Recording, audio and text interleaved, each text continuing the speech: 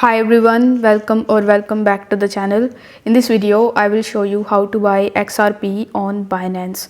For that, first of all, launch your Binance app, and here you need to tap on the trade option in the bottom. Over here on this page, you need to tap on this drop down menu and search for XRP. Now once you type XRP, you will find XRP/USDT pair. So you need to simply tap on it.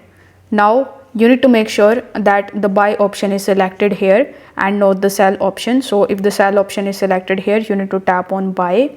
After that, it will show you the current pricing of XRP in the right hand section. So you need to enter the amount in USDT that you want to spend in order to purchase XRP. Afterwards, it will show you the equivalent amount of XRP that you are going to get. Once you are done with it, you need to tap on the buy XRP option, and this way your order will be placed and it will be in the open orders section. Now once the order is completed, you will be able to buy XRP on Binance, and you will be able to view it by tapping on the assets tab in the bottom right hand corner of the screen. So if this video was helpful to you, give it a like and subscribe to the channel, and also share it with your friends who needs it. Thanks for watching. I will see you in the next one.